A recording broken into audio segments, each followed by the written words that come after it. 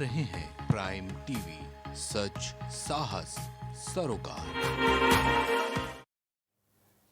नमस्कार, मैं हूं मयूरी श्रीवास्तव। आप देख रहे हैं प्राइम टीवी। आगे बढ़ने का सपना, कुछ कर गुजरने की ललक में हर कोई आगे बढ़ना चाहता है, लेकिन ये चाहत राजधानी के एक आम परिवार के लिए दुखों का अंबार साबित हो गई। बात कर रहे हैं राजधानी के राजाजीपुरम में रहने वाले नितिन मिश्रा की, जो 20 दिन पहले अपने मेक इन इंडिया के सपनों को उड़ान देने के लिए अपने प्रोडक्ट को लेकर खाड़ी देश अल्बानिया गया था, लेकिन उसे वहां पर गिरफ्तार कर लिया गया। इसके बाद पूरे परिवार की उत्सुकता ने मायूसी का रूप ले लिया। पीड़ित पिता ने जानकारी दी कि झूठे ड्रग्स केस में उसके बेटे को फंसाकर गिरफ्तार किया गया है। बेटे की गिरफ्तारी पर पीड़ित पिता ने मदद की गुहार लगाई है। साथ ही प्राइम टीवी परिवार के बीच जाकर बात की। लखनऊ का एक युवक मेक इन इंडिया की पहल को देखते हुए अपने तमाम सपने सजोए हुए लखनऊ से 7 समंदर पार अल्बानिया जाता है। उसके साथ वहाँ पर एक अनहोनी घटना घट जाती है। परिवार काफ़ी चिंतित है। हमारे साथ परिवार के कुछ लोग हैं, उनकी बहन है और उनके पिताजी भी हैं। इनसे ही बात करेंगे कि क्या है पूरा मुद्दा और कब आखिरी बार बात हुई थी। मैम, क्या नाम है आपका? नैना। नैना जी, कब आखिरी बार बात हुई आपकी? सर, ये जब यहाँ से गया था तब 11 तारीख को गया था, तो दुबई पहुँच की मेरी उसकी लास्ट बात हुई है मेरे से। तो दुबई पहुँचने के बाद जब वो अल्बानिया के लिए निकला है, उसके बाद से मेरी उसकी कोई बात नहीं हो पाई है। मैंने उसको बहुत मैसेजेस किए, मेल्स लिखे, हर तरीके से कांटेक्ट करने की कोशिश करी, लेकिन उसका कोई रिस्पांस, मतलब कोई बात ही, तो मैसेज पहुँच ही नहीं रहे थे। और पहले तो हमको थोड़ा, हम ठीक थे कि चलो ठीक है, उसकी 17 तारीख की रिटर्न टिकट वो बना के गया था तो आ ही जाएगा, ऐसा नेटवर्क नहीं मिल रहा होगा। हमने पहले बहुत जेन्युइनली यही सोचा था। लेकिन जब वो 18 को नहीं आया तो हमारी चिंता बहुत ज़्यादा बढ़ गई। मैंने एयरलाइन में पता किया तो पता चला कि उसने फ़्लाइट बोर्ड ही नहीं करी है अल्बानिया से। फिर तुरंत मैंने एम्बेसी अल्बानिया में कॉल किया, लेकिन उनको इस बारे में कोई जानकारी नहीं थी। मैंने मेल्स लिखने की कोशिश करी, यहाँ एम्बेसी में कांटेक्ट करने की कोशिश की, लेकिन सर किसी को कहीं कोई इन्फॉर्मेशन नहीं थी उसकी। ये 2-3 दिन हमारे ऐसी बहुत मुश्किल से बीते, जहाँ हमें इसके बारे में कुछ भी पता नहीं चल पा रहा था कि हम कैसे कांटेक्ट करें, कहाँ कांटेक्ट करें। फिर 22 तारीख को उसका कॉल आता है पापा के पास, मेरे पिताजी के पास।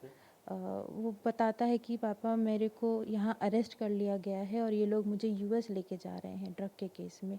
मैंने ऐसा कुछ भी नहीं किया है। ये इतनी बात रही है हमारी उससे, वो भी पिताजी से ही इतनी ही बात हुई है। उसके बाद सर मैं बता नहीं सकती, मेरे पैरों तले ज़मीन खिसक गई जब मुझे ये पता चला, क्योंकि मेरा भाई एक बहुत ही धार्मिक इंसान है। अगर उसने कहीं ट्रैवल किया है तो केदारनाथ, अमरनाथ, इस तरह जगह जाता था वो। और अगर उसको कुछ रहे, वो इतना ज़्यादा हेल्थ कॉन्शियस है, इतना ज़्यादा फिटनेस इंथुसियास्ट है, वो खाने पीने के मामले में हमको तक राय देता था कि हमें क्या सही खाना है, क्या गलत खाना है। तो वो इंसान ऐसे ड्रग की चीज़ों में कैसे कर सकता है? पहली बात ये। दूसरी, फिर जब मैंने ये सब सोच के मैंने उसको ढूंढना चालू किया कैसे तैसे, तो मुझे इंटरनेट के ज़रिए अल्बानिया की एक लोकल न्यूज़ मिली, जिसके ज़रिए मुझे पता चला कि उसको यूएस लेके जा रहे हैं ड्रग के केस में, और उसके नाम पे यूएस के 2 वारंट हैं। मैम, ये बताइए, वो कभी अमेरिका नहीं गए इससे पहले, लेकिन अभी सुनने में मुझे ये आया था कि अमेरिका ने 2 बार उसके नाम पे वारंट इशू कर दिए। लेकिन ये भी सबसे बड़ा फॉल्ट है कि किस तरह से कंट्री ऐसा कर सकती है एक आम आदमी के साथ। और दूसरी बात, अगर गिरफ्तारी हुई है तो वहाँ की एम्बेसी, इंडियन एम्बेसी को क्यों नहीं सूचना दी गई? इस बारे में क्या कुछ कहेंगे? सर देखिए, पहली चीज़, मेरा भाई कभी भी यूएस नहीं गया, ठीक है। अगर यूएस गवर्नमेंट ने उसके नाम पे वारंट निकाला है और वो एक इंडियन सिटीज़न है, क्या यूएस गवर्नमेंट इंडिया को इन्फॉर्म नहीं करेगी कि आपके सिटीज़न के नाम पे हमने एक वारंट निकाला है? करना चाहिए उनको, राइट। उसको अल्बानिया में आप पकड़ रहे हैं, बोल रहे हैं कि उसके नाम पे वारंट है। क्या वही बंदा है? आपको ये श्योरिटी है? क्या आपने इस चीज़ पे तहकीकात करी? क्या उसको बस ऐसे ही पकड़ के जेल में डाल दिया? उसको बस जेल में डाल दिया सर। उसको ना बोलने का मौका दिया, ना सफाई देने का मौका दिया, ना एडवोकेट करने का मौका दिया। ये एक ह्यूमन राइट्स के अगेंस्ट है। यहाँ तक कि आपने इंडियन एम्बेसी को तभी इन्फॉर्म नहीं किया, आपने सरकार को अंधेरे में रखा। तो ये गलत है, ये पूरी तरीके से गलत है। ये तो मतलब एक लीगल लॉ होता है, एक प्रोसीजर होता है, क्या किसी कंट्री को वो फॉलो नहीं करना चाहिए था? पहली चीज़। दूसरी चीज़ सर, हमने उसका बैग खुद पैक किया है। मेरे पिताजी ने उसका बैग खुद एक-एक सामान रखा है। वो यहाँ से सैंपल्स लेके गया था, वो सैंपल्स उसने खुद रखे हैं पापा ने। किस चीज़ का काम कर रहे थे वो? किस चीज़ को, मेक इन इंडिया को किन चीज़ों को लेकर वो आगे बढ़ना चाह रहे थे? क्योंकि सुनने में ये भी आया कि सैंपल जो है अल्बानिया में पसंद आ गया था उनका, तो किस चीज़ का वो काम कर रहे थे? सर हम लोग जो इंडियन फैब्रिक है, इंडियन एम्ब्रॉयडरी है और इंडियन प्रिंट्स हैं, इसको विदेश में फैलाना चाहते थे। और ये मेक इन इंडिया से हम इंस्पायर भी हुए थे कि हम यहाँ की जो हमारी हैंडी है वो एम्ब्रॉयडरीज़ हैं, जो हमारा चिकन का काम है, जो हमारा कहीं राजस्थान का काम है, अलग अलग जगह उसको हम विदेश में फैलाएं। इस सिलसिले में हम बहुत समय से रिसर्च भी कर रहे थे कि हमें कौन सी चीज़ कहाँ मिलेगी, हमें क्या क्या करना चाहिए, कैसे होगा। और इसी बीच उसको कहीं से एक इंटरनेट के ज़रिए कॉल आता है और बोलते हैं कि आप हमारे लिए आप सैंपल लेके आइए, हम आपको ऑर्डर देंगे। हमको शुरू में लगा सर ये बहुत अच्छा ऑफ़र रहेगा, इससे अगर हम ये कर लेते हैं तो हम यहाँ आ करके थोड़ा लोन वोन ले करके एक मैन्युफैक्चरिंग यूनिट डाल सकते हैं और एक्सपोर्ट का बिज़नेस स्टार्ट कर सकते हैं। इसी चीज़ के लिए सर वो वहाँ गया था। वो यहाँ से चिकन का अनस्टिच कपड़ा लेके गया था सैंपल के तौर पे, कॉटन के कुछ फैब्रिक्स लेके गया था 10-15 और कुछ टी शर्ट्स लेके गया था प्रिंट्स के, ताकि वो वहाँ पे दिखा सके। इतनी चीज़ें पापा ने खुद पैक करी हैं। लखनऊ एयरपोर्ट उसने पार किया रहेगा, मुंबई एयरपोर्ट उसने क्रॉस किया रहेगा, दुबई एयरपोर्ट में इतनी स्ट्रिक्ट चेकिंग होती है उसने वो भी क्रॉस किया है। तो सर वो उस पर चीज़ कैसे आ सकती है?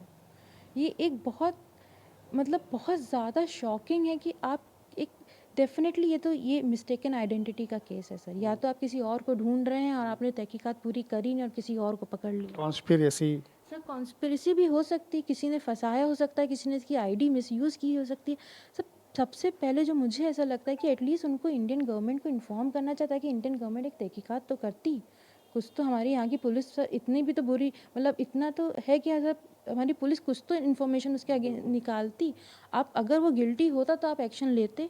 आप कोई ट्रैवल पे बाहर गया है, आप उसको ऐसे ही पकड़ ले रहे हैं और बोल रहे हैं हम आपको यूएस लेके जाएंगे, और ना ही उसकी कोई मदद हो रही है, उसको जेल में रख दिया, ना फैमिली से कांटेक्ट करने को दे रहे हैं, ना लॉयर करने को दे रहे हैं। सर ये तो ह्यूमन राइट्स के बहुत ही ज़्यादा अगेंस्ट है। क्या ड्रग्स क्या उनके सामान में बैग में पकड़ी गई है, या फिर उनके ऊपर कोई आरोप लगा है कि ड्रग्स पैडलर हैं, या ऐसा कुछ आप लोग को क्या सुनने में मिला? जो आपने न्यूज़ देखी, आप बता रही लोकल न्यूज़ आपने देखी, तो वहाँ से आपको क्या सुनने को मिला कि ये ड्रग्स इनके मौके पे बैग में मौजूद था, या फिर ये ड्रग पैडलिंग का इन पे आरोप लगा है? सर इन पे ड्रग पैडलिंग का आरोप लगा है, क्योंकि यहाँ से लेके गए उसमें तो कुछ भी नहीं था। ठीक है, अब दुबई एयरपोर्ट वगैरह सब पार किया तो उसमें तो कुछ भी नहीं था, इसके पास कुछ भी नहीं, और ना ही वो कुछ ऐसा करता था जो यहाँ से कर। अगर कोई इंसान करता रहेगा तो अपने जाके खुद पैर पे कुल्हाड़ी क्यों मारेगा इतनी दूर जा करके? ठीक है, पहली बात तो ये। अब इस वो ये कह रहे हैं कि इनके नाम पे 2 वारंट है ड्रग केस को लेकर के। सर ये क्या वो रियली श्योर हैं कि ये वही बंदा है जिसके नाम पे वारंट है? अगर ऐसा होता, क्या मेरा सिर्फ एक ही सवाल है सर, अगर यूएस सिटीज़न एक इंडियन सिटीज़न पे वारंट निकाल रहा है, क्या वो इंडियन गवर्नमेंट को इन्फॉर्म नहीं करेगा कि आपके सिटीज़न पे हमें एक वारंट है, आप इसकी तहकीकात करिए? आप ऐसे ही बस बाहर से उठा लेंगे किसी को बिना किसी प्रॉपर इन्वेस्टिगेशन के? ये सब गलत है। मेरे को सही अभी जो सबसे ज़्यादा चिंता है वो वहाँ अकेला है। उसको एडवोकेट प्रोवाइड नहीं, हमारे एडवोकेट से उसको मिलने नहीं दिया जा रहा, उसे काउंसलर प्रोवाइड नहीं। उसका इमोशनल और मेंटल हेल्थ कैसा होगा इस वक्त? वो एकदम अकेला पड़ गया है, डरा होगा, सहमा होगा। अल्बानिया सर ऐसी जगह है जो इससे पहले तो हमने सुना भी नहीं था। सर हम जिसको बताते हैं बोलते भाई है कहाँ पे? सर वो ऐसी जगह पे वो अकेला, पता नहीं सर वो कैसे सब सह रहा होगा, नहीं पता। अभी बस हम ये चाहते हैं कि सर देखिए गवर्नमेंट, हम अपनी तरफ से बहुत कोशिश कर रहे हैं। हमने जो विवेक राय हैं हमारे लॉयर, उनके ज़रिए हरजोत सिंह से कांटेक्ट किया, उन्होंने ये केस लिया। हम इस चीज़ के बहुत शुक्रगुजार हैं कि उन्होंने इस चीज़ का केस अपने हाथ में लिया है, वरना सर हमारी इतनी पहुंच नहीं थी कि हम उन तक पहुंच जाते। ये थोड़ी बहुत जो भी मदद हुई है उसके सहारे हम उन तक पहुंचे हैं। उन्होंने ये केस लिया, वो ह्यूमन राइट्स के लिए उसके अपील कर रहे हैं, उसके लिए केस लड़ रहे हैं। उन्होंने यूके मेंबर ऑफ पार्लियामेंट से रिक्वेस्ट करी है और उन्होंने अल्बानियन प्राइम मिनिस्टर को लेटर भी लिखा है कि आप नितिन को काउंसलर एक्सेस दें, आप उससे हम एडवोकेट से मिलने दें ताकि वो अपनी बात रख पाए, उसके लिए केस लड़ा जाए, फाइट करी जाए, उसको वापस लाया जाए।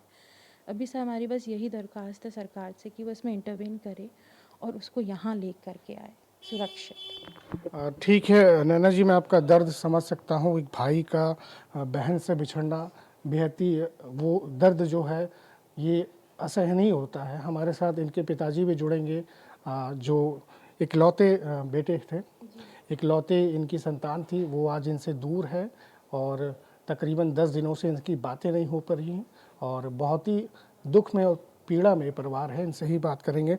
बाबूजी, क्या शुभ नाम है आपका? जी बाबूजी, क्या बात हुई थी आखिरी बार आपकी? सर मेरी तो उनसे कोई ज़्यादा बात नहीं हुई। 22 तारीख को उनका फ़ोन आया था, तो वो कह रहा था पापा मेरे को यहाँ पे अरेस्ट कर लिया गया और ये लोग मुझे यूएस ले जा रहे हैं। मेरा बच्चा 11 तारीख को यहाँ से गया था काम से, कपड़े के काम से। यही बोला उसने कि बोला क्या, वो तो हम लोग खुद ही जानते थे कि भाई कपड़े का काम वो देखना चाह रहा है, कर रहा है। तो वो 11 को यहाँ से गया था, 18 को वापस आना था। 18 तक तो हमने वेट ही किया उसका, जबकि नंबर उसका बंद ही हो गया था। 12 को ही वेट किया। उसके बाद 22 को उसका फ़ोन आया तो पता लगा हमको। उसके बाद से सर मेरी उनसे कोई बात ही नहीं हो पा रही है। मतलब क्या कर सकता हूँ, मैं तो एक सिंपल आदमी हूँ, मैं क्या कर पाऊँ। अब आप गवर्नमेंट ही कर कुछ मेरी हेल्प करे, मेरे बच्चे को कैसे भी वापस यहाँ बुलाए।